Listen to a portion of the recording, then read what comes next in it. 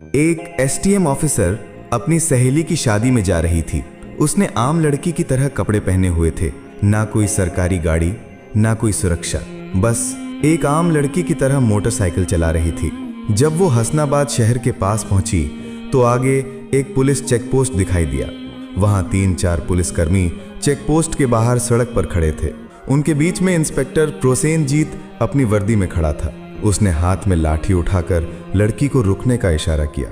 लड़की ने मोटरसाइकिल सड़क से किनारे लगाई और खड़ी हो गई। इंस्पेक्टर ने सख्त आवाज में पूछा, कहाँ जा रही हो? लड़की ने बहुत शांत स्वर में जवाब दिया, एक सहेली की शादी है, वहीं जा रही हूँ। इंस्पेक्टर प्रोसेनजीत ने उसे सिर से पांव तक देखा। वो 28 साल की एक खूबसूरत महिला थी। नाम था बरनाली सिंह। फिर वो हंसते हुए बोला, अच्छा, सहेली की शादी में खाना खाने जा रही हो? लेकिन हेलमेट क्या तुम्हारे बाप ने पहनना है? क्यों नहीं पहना? और ये बाइक भी बहुत तेज चला रही थी। चलो अब चालान कटेगा। ऐसा कहते हुए उसने चालान की पर्ची निकालनी शुरू कर दी। बरनाली समझ चुकी थी कि उसकी नीयत ठीक नहीं है और ये सब एक बहाना है। उसने कहा, सर, मैंने कोई कानून नहीं तोड़ा है। ओ मैडम, हमें कानून मत सिखाओ, प्रोसेनजीत झल्ला कर बोला। उसने पास खड़े एक कांस्टेबल की तरफ देखा, फिर बरनाली की ओर मुड़कर कहा, इसे सबक सिखाना होगा। अचानक इंस्पेक्टर ने जोर से एक थप्पड़ मारा बरनाली के गाल पर। बहुत सवाल कर रही है, जब पुलिस कुछ कहे तो चुपचाप मान लेना चाहिए। बरनाली का सिर एक पल के लिए घूम गया, लेकिन उसने खुद को संभाल लिया। उसकी आंखों में गुस्सा साफ झलक रहा था। इंस्पेक्टर हंसते हुए बोला, अब भी इसकी आंखों में घमंड है। ऐसे कितनों को ठीक कर चुका हूँ, इसे अच्छी तरह से सबक सिखाना होगा। एक कांस्टेबल आगे आया और बोला, सर, इसे थाने ले चलते हैं, वहीं इसका इलाज होगा, तब समझेगी कि पुलिस से कैसे बात की जाती है। फिर एक और कांस्टेबल ने बरनाली का हाथ पकड़कर खींचते हुए कहा, चलो गाड़ी में बैठो। बरनाली ने झटके से अपना हाथ छुड़ाया और गुस्से में बोली, हाथ लगाने की कोशिश मत करना, वरना अंजाम अच्छा नहीं होगा। इंस्पेक्टर और भड़क गया। उसने एक और कांस्टेबल से कहा, देखो इसका घमंड। कांस्टेबल आगे बढ़ा, बरनाली का बाल पकड़कर उसे खींचने लगा। बरनाली दर्द से कराह उठी, फिर भी उसने अब तक अपनी असली पहचान नहीं बताई थी। वो देखना चाहती थी कि ये लोग कितनी नीचता तक जा सकते हैं। इसी बीच एक पुलिसकर्मी ने गुस्से में उसकी बाइक पर लाठी मार दी और ऊंची आवाज में बोला, बड़ी आई साधु बनने वाली, अब तुझे खिलौना बना के खेलेंगे। बरनाली सिंह अब अच्छे से समझ चुकी थी कि उसके साथ क्या होने वाला है और ये लोग कितना नीचे गिर सकते हैं। इंस्पेक्टर की आंखों में गुस्सा भरा था।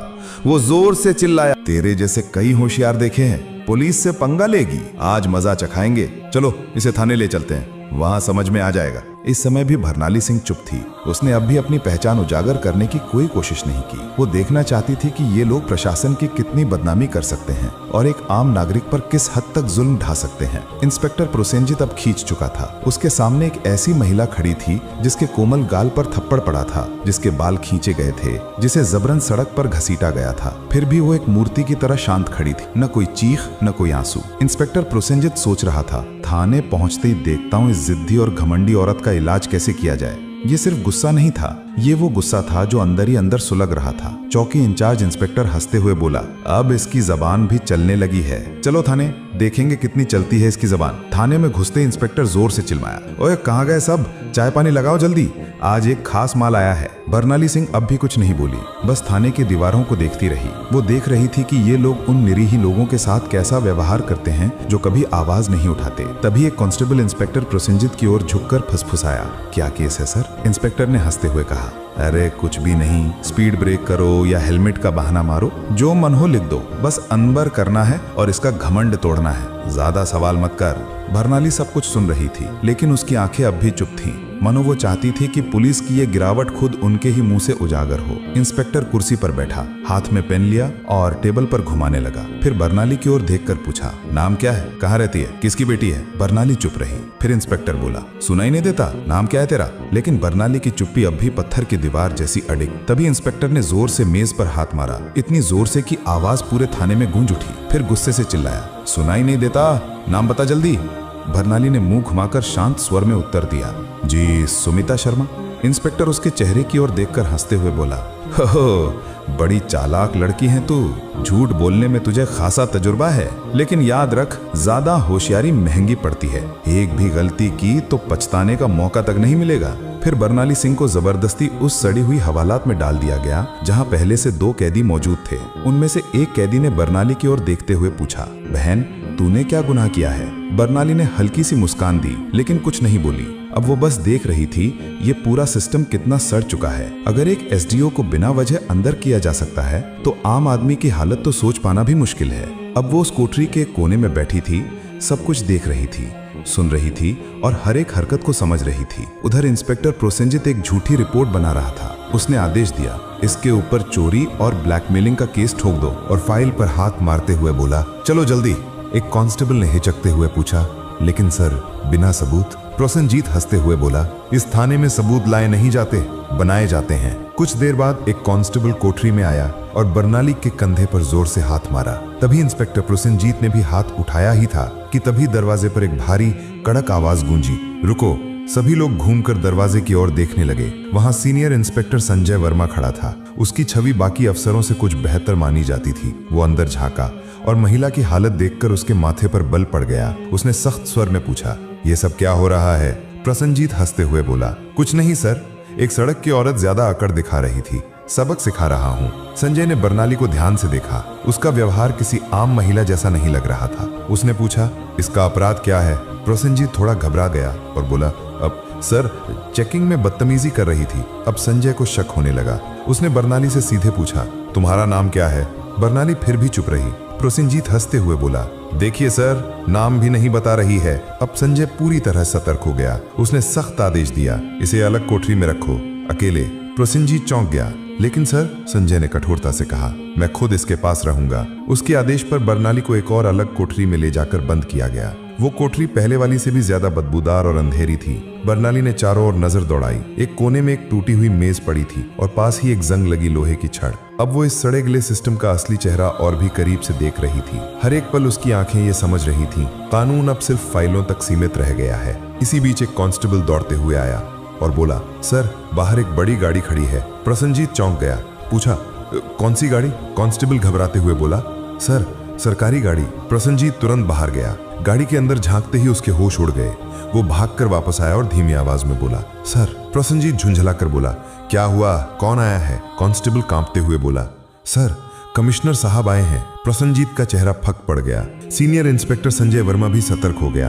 अब मामला सीधे ऊपर तक पहुंच चुका था। कमिश्नर साहब थाने में दाखिल हुए। उनकी आंखों में गुस्सा साफ झलक रहा था। उन्होंने प्रोसेनजीत की ओर देखकर सख्त स्वर में पूछा, इंस्पेक्टर प्रोसेनजीत, ये क्या तमाशा चल रहा है यहाँ? प्रोसेनजीत घबरा गया और बोला, कुछ नहीं सर, एक छोटा सा केस है बस। कमिश्नर साहब ने टेबल से फाइल उठाई और ध्यान से पढ़ने लगे। उनके माथे पर शिकन आ गई।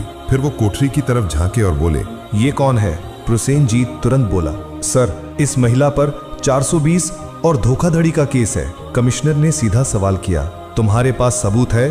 फिर दोबारा बोले, कोई भी सबूत है तुम्हारे पास? अब प्रोसेनजीत पूरी तरह फंस चुका था। कमिश्नर साहब ने सीधे महिला की ओर देखा और पूछा, तुम्हारा नाम क्या है? और तभी पहली बार बरमाली सिंह ने हल्की सी मुस्कान दी और कहा, एसडीओ बरनाली सिंह। थाने में एकदम सन्नाटा छा गया। हर चेहरा पीला पड़ गया। प्रोसेनजीत के हाथ पांव कांपने लगे। बाकी सभी कांस्टेबल हैरान होकर एक दूसरे की ओर देखने लगे। प्रोसेनजीत के पैरों तले जमीन खिसक गई। जिस महिला को वो एक मामूली अपराधी समझ रहा था, वो थी वही अधिकारी जो पूरे जिले की प्रशासनिक व्यवस्था संभालती थी। वो कोई आम औरत नहीं थी, वो थी स्वयं एसडीओ बरनाली सिंह। जिस महिला को सड़क पर घसीटा गया था, जिसके बाल खींचे गए थे, जिसे थप्पड़ मारा गया था, जब ये सच्चाई सबके सामने आई, पूरे थाने में हड़कंप मच गया। सभी कांस्टेबल स्तब्ध हो गए। कमिश्नर साहब ने तेज गुस्से से भरी नजर से इंस्पेक्टर प्रोसेनजीत की ओर देखा और गरजते हुए बोले, प्रोसेनजीत, तुझ में इतनी हिम्मत आई कैसे कि तू एक सीनियर ऑफिसर पर झूठा आरोप लगाने की जुर्रत कर बैठा?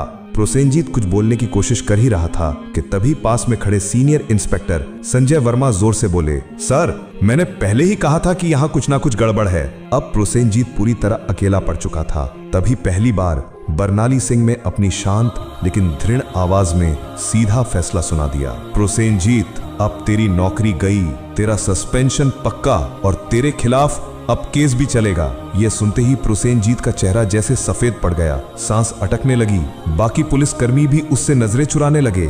संजय वर्मा ने तुरंत आदेश दिया, हवलदार साहब इसे पकड़ो और लॉकअप में डालो। लेकिन तभी प्रोसेनजीत ने अपनी जेब से एक मुड़ा हुआ कागज निकाला और मुस्कुराते हुए बोला, रुको मैडम, ये पहले देख लो, फिर जो करना हो कर लेना। उसने कागज आगे बढ़ाया। कमिश्नर और बर्नाली दोनों की नजरें एक साथ उसकी ओर गईं। प्रोसेनजीत बोला, ये लो मेरा ट्रांसफर ऑर्डर। 3 दिन पहले ही मेरा तबादला हो चुका है। अब चाहे तुम जितना भी गुस्सा करो, मुझे नौकरी से नहीं निकाल सकती। पूरे थाने में फिर एक बार सन्नाटा छा गया। बर्नाली ने वो कागज हाथ में लिया और ध्यान से पढ़ा। कमिश्नर ने संजय वर्मा की ओर तीखी नजर डालते हुए कहा, जाओ देखो ये कागज असली है या सिर्फ दिखावा। संजय ने कंप्यूटर रिकॉर्ड खंगाला और फिर सिर उठाकर बोला, सर ये असली है, लेकिन अब तक इसने नए इंस्पेक्टर को चार्ज नहीं सौंपा है। यानी अभी तक यहाँ का आधिकारिक इंस्पेक्टर यही है और सारे कुकर्म इसी के कार्यकाल में हुए हैं। अब इसे कोई नहीं बचा सकता। बर्नाली सिंह ने प्रोसेनजीत की आंखों में आंखें डालकर कहा, अब तेरा नया ठिकाना वहीं होगा जहां तू दूसरों को डाला करता था। कमिश्नर ने भी सिर हिलाकर उसकी बात पर अपनी मुहर लगा दी। जैसे ही 2 कांस्टेबल उसे पकड़ने आगे बढ़े, प्रोसेनजीत फिर से चाल चल गया और जोर से बोला, रुको मैडम, मैं अकेला नहीं हूँ। क्या आपको लगता है कि सारा दोष सिर्फ मेरा है? फिर वो थाने के बाकी पुलिस वालों की ओर इशारा करते हुए बोला, ये सब मेरे साथ थे, ऊपर तक सब शामिल है। इतना कहते ही कुछ पुलिसकर्मियों के चेहरों का रंग उड़ गया। सीनियर इंस्पेक्टर संजय वर्मा हालात को भांपकर एक एक करके सभी की ओर शक की नजरों से देखने लगे। बर्नाली सिंह ने शांत लेकिन दृढ़ स्वर में कमिश्नर की ओर देखते हुए कहा, अब इस पूरे थाने को साफ करना होगा, कोई नहीं बचेगा। कमिश्नर ने भी सिर हिलाते हुए कहा, जो हुक्म मैडम, अब एक एक करके सबका हिसाब लिया जाएगा। ये बात मुंह से निकलते ही थाने के भीतर बिजली सी गिर गई। थाने के बाहर कुछ पत्रकार पहले से खड़े थे। उन्हें पहले से ही शक था कि थाने के अंदर कोई बड़ा घोटाला चल रहा है। जैसे ही उन्हें खबर मिली कि पूरा थाना लाइन हाजिर किया गया है, उन्होंने तुरंत मोबाइल से ब्रेकिंग न्यूज वायरल करना शुरू कर दिया। उसी वक्त एक चमचमाती गाड़ी थाने के सामने आके रुकी। दरवाजा खुला और स्वयं एसपी साहब बाहर आए। चारों ओर नजर दौड़ाई, हर चेहरे पर हवाइयां उड़ रही थीं। थाने के सारे अफसर एक तरफ चुपचाप खड़े थे। एसपी साहब ने तीखे स्वर में पूछा, यहाँ कब से तमाशा चल रहा है? लेकिन कमिश्नर और थाना इंचार्ज दोनों एकदम चुप थे। तभी बर्नाली सिंह ने सीधे एसपी की आंखों में आंखें डालकर कहा, क्या तुम्हें लगता है तुम बच जाओगे? संजय वर्मा तुरंत एक फाइल निकालकर बर्नाली सिंह के हाथ में थमा दी। ये वही फाइल थी जिसमें एसपी साहब के सारे काले कारनामों का पर्दाफाश था। बर्नाली ने वो फाइल एसपी साहब की ओर बढ़ाते हुए कहा, लो देखो, इसमें तुम्हारे हर गुनाह का किराया लिखा है। एसपी साहब के माथे से पसीना बहने लगा। कमिश्नर ने बिना एक पल गंवाए तेज आवाज में आदेश दिया, पकड़ो इसे, तुरंत गिरफ्तार करो। पूरा थाना स्तब्ध रह गया। इतने बड़े अफसर को किसी ने पहली बार खुलेआम इस तरह चुनौती दी थी। एसपी की गिरफ्तारी के साथ ही पूरे जिले में तूफान आ गया। मामला दिल्ली तक पहुंच गया। मुख्यमंत्री तक खबर पहुंच चुकी थी और वहां से सीधे आदेश आया कि जिले में जितने भी अफसर मिलकर गड़बड़ कर रहे थे, सबको गिरफ्तार करो। अगले 2 ही दिनों में पूरे जिले से 40 से ज्यादा पुलिस अफसर, 10 से ज्यादा बड़े अधिकारी और कुछ राजनीतिक नेता भी गिरफ्तार कर लिए गए। हसनाबाद जिले की हवा ही बदल गई। अब चारों तरफ सिर्फ एक ही नाम था, एसडीओ बर्नाली सिंह। उनकी ईमानदारी और साहस की चर्चा हर जुबान पे थी। वो महिला जिसने पूरे सड़े गले सिस्टम को हिलाकर रख दिया था। अब प्रशासन में एक नई गति, एक नई सोच और सबसे अहम एक नया डर आ गया था। अब कोई भी ये नहीं कह सकता था मुझे कुछ नहीं होगा। बर्नाली सिंह का काम पूरा हो चुका था। उन्होंने साबित कर दिया था, अगर मन साफ हो, नीयत सच्ची हो, तो पूरा देश भी सुधारा जा सकता है। अगर आपने वीडियो को यहाँ तक देखा है तो प्लीज एक लाइक जरूर करें और चैनल को सब्सक्राइब करके हमारा साथ दें।